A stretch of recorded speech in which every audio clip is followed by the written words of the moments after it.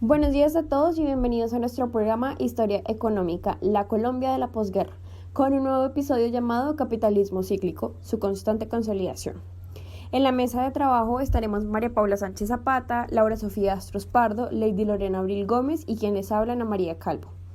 Nosotras seremos las encargadas de hablar sobre cómo se inició la consolidación del capitalismo en Colombia justo después de la Segunda Guerra Mundial. Y además de esto hablaremos de cómo la economía del país pasó de ser rural a urbana y a su vez semi-industrial. Para ello, a lo largo del episodio vamos a desarrollar el conjunto de transformaciones que ha experimentado la economía durante estos años, enfocándonos así en 5 puntos esenciales. Primero, panorama general del crecimiento económico, los cambios estructurales y la distribución regional de la actividad económica. Segundo, evolución del comercio exterior y los vaivenes que ha tenido el proceso de industrialización en el país. Tercero, cómo se dio la transformación del agro y cuáles fueron los cambios en las políticas agropecuarias. Cuarto, estudio del crecimiento y transformación del Estado.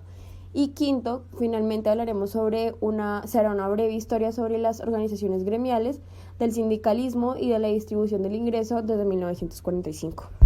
Bueno, primero que todo, respecto al crecimiento y el cambio estructural, entre 1945 y 1986, la tasa de crecimiento económico de un 4,8% anual fue la más alta que se haya registrado en Colombia. Pero no solo este se vio en aumento. La población experimentó un crecimiento del 2,5% anual, ritmo de crecimiento demográfico que inició su descenso durante los años 70, por diversos factores entre los que se encontraba la emigración de la fuerza de trabajo hacia el exterior. Esto trajo consigo cambios estructurales de grandes proporciones, como la fuerte reducción de la participación del sector agropecuario en la economía, que pasó de ser más del 40% a representar tan solo el 23%. Esto produciendo el surgimiento y consolidación de nuevas actividades económicas como la industria manufacturera. Además, se vio afectada la estructura del empleo porque los sectores que solían generar más oportunidades se vieron en la obligación de ceder esa función a los sectores que pudieran seguir cumpliendo dicha tarea.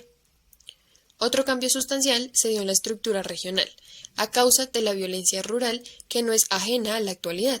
El fenómeno que le da solución, en grandes comillas, al del desempleo, acompañado del desplazamiento, ha ido mutando a lo largo de la historia, hasta que en nuestros días lo conocemos como sector informal, un gremio, por llamarlo de alguna manera, que sigue sufriendo las consecuencias de una historia traumática llena de errores a la hora de tomar decisiones.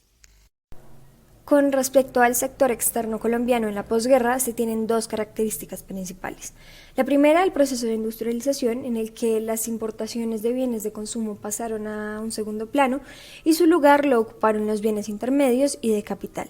Y la segunda característica fue el lento dinamismo de las exportaciones, que tuvo un proceso de crecimiento durante varias décadas, específicamente en su participación en el Producto Interno Bruto. Sin embargo, es importante rescatar que en el periodo de 1910 a 1929 jugó un papel importantísimo la exportación de café, ya que para la década del 30 las cantidades de café remitidas al exterior y la producción de oro había permitido mantener un sector exportador relativamente dinámico, logrando controlar la devaluación de los precios del grano y otros productos por la crisis mundial de la época. Todo esto le fue abriendo paso al gran auge que se presentaría más adelante en la historia económica de Colombia.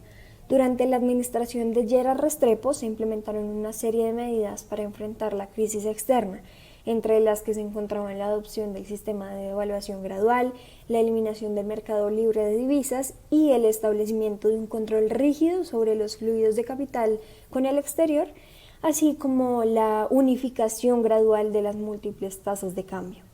Las políticas proteccionistas tomaron un nuevo carácter más flexible con el Pacto Andino, cuya idea fue la necesidad de pasar a una nueva etapa de sustitución de importaciones basada en un mercado ampliado que pudiera superar la limitación que representaban los estrechos mercados nacionales para el desarrollo de nuevas industrias. Esta nueva estrategia tenía dos instrumentos básicos: la planeación del desarrollo de industrias básicas en un contexto regional, y segundo, la eliminación de trabas al comercio exterior entre los países miembros. Por otro lado, lo que ocurre en materia de promoción de exportaciones es un indicador de la prelación que tuvieron los acontecimientos de corto plazo en estos años. La administración de López Michelsen llevó a cabo algunos planes de estabilización como reducir el déficit fiscal, controlar la expansión de los medios de pago y reordenar el sistema financiero. Además, se dio un aumento de los precios del café a mediados de 1985. Esto debido al impacto monetario que estaba recibiendo el país por el exceso de divisas. Tras esta situación se dio una gran recesión. Entre 1980 y 1982, la economía colombiana experimentó un deterioro acelerado y a mediados de 1982 se inició la mayor crisis financiera interna desde los años 30. Las dificultades domésticas fueron en parte el reflejo de la peor crisis internacional y latinoamericana de la posguerra. Las dificultades externas se iniciaron con el colapso de los precios del café. Posteriormente, en agosto de 1982, la crisis mexicana desencadenó un cierre repentino del mercado internacional de capitales. Y por último, en febrero del año siguiente, se reflejó una caída dramática de las exportaciones y ventas fronterizas al país vecino. Respecto al desarrollo industrial en Colombia en la posguerra, se pueden identificar dos grandes etapas. Durante la primera, de 1945 a 1974, la industrialización fue el centro de atención. Por el contrario, entre 1974 y 1983, la industria experimentó una crisis creciente. Sin embargo, a partir de 1984 se inició un crecimiento industrial caracterizado por los siguientes puntos. El auge de la industria, en el que se dio un crecimiento de la productividad del trabajo en la industria de 3%, la crisis industrial, que pues fue cuando la industria manufacturera pasó por dos etapas principalmente, la primera de 1974 hasta 1979, en la que hubo expansión lenta de la economía en su conjunto, y la segunda en la que se dio una contracción que perduró hasta comienzos de 1983. La transformación de la agricultura se dio por la modernización en la década de los 50. Una crisis en los años 80 se dio tras la desaceleración representada en 4 años a partir de 1979. Esta caída del crecimiento cafetero en las primeras décadas de la posguerra y un atraso tecnológico en los métodos de sector fueron causantes. Se presentaba un alto nivel de propiedad rural en Colombia desde los años 70 hasta 1984 y se dio un cambio en la estructura por ciertas razones. Una, por las zonas de poblamiento antiguo y denso, y dos, por la apertura de fronteras que permitió crear nuevas propiedades. La reforma agraria de los años 60 generó una subdivisión de la gran propiedad, pero prevalecía la tendencia a la concentración de la propiedad. Se evidenció un cambio en las formas de arrendamiento entre los años 60 y 70 y se dio una activa expansión de la frontera agrícola, que ciertamente ha caracterizado el desarrollo colombiano desde el siglo XVIII. Y como dato importante, el INCORA estima que entre 1960 y 1980 fueron colonizadas 3.4 millones de hectáreas, que posteriormente fueron redistribuidas entre los departamentos. Persistencia de la violencia rural. El asesinato de Gaitán recrudece el periodo conocido como la violencia, donde se generan grandes traslados a la zona urbana, confirmando el conflicto entre conservadores y liberales como elemento central de la violencia rural. Situación que va de la mano con la ausencia del Estado y problemas de la fertilidad de la tierra y dando a conocer que existe la desigualdad urbano-rural. A su vez, en los años 40 y finales de los 50, Colombia estaba sumergido en un periodo de guerra y persecución a civiles por parte del ejército de paramilitares y guerrillas, resaltando el secuestro y despojo de tierras a los campesinos. También se genera una reestructuración social y durante los primeros años del Frente Nacional la violencia cambia, donde se tiene que la nueva fase de conflicto va hasta 1965 y destacó el bandolerismo político y el surgimiento de las primeras guerrillas revolucionarias, como las FARC. Esta surgió de las guerrillas rurales de filiación liberal y comunista de la fase anterior de la violencia.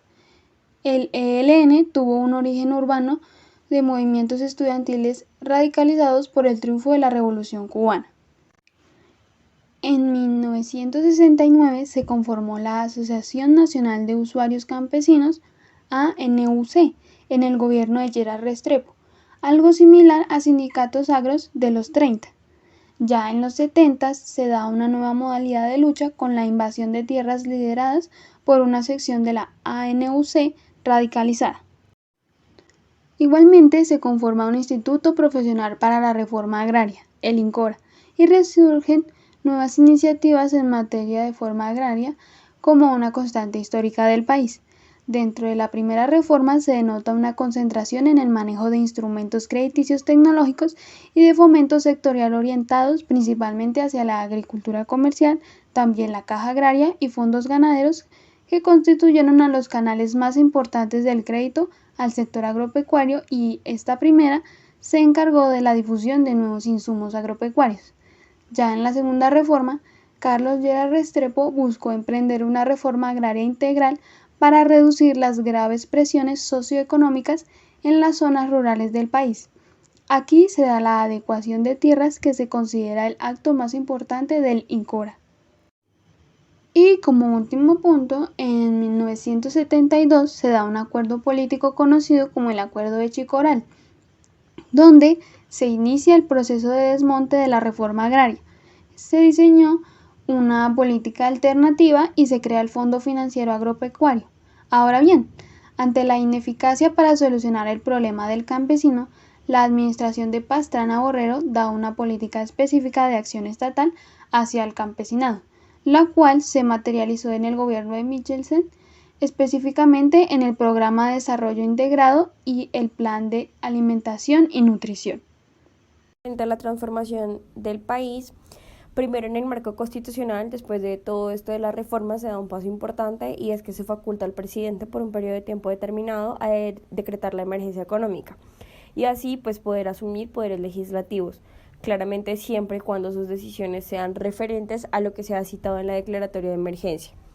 También hay que tener en cuenta que el Congreso conserva toda la facultad de modificar y derogar decretos. Segundo, en cuanto a la planeación y los planes de desarrollo, se crearon diferentes organismos que tenían como fin asesorar económicamente, pero que aún así carecieron de soporte institucional y de una infraestructura técnica.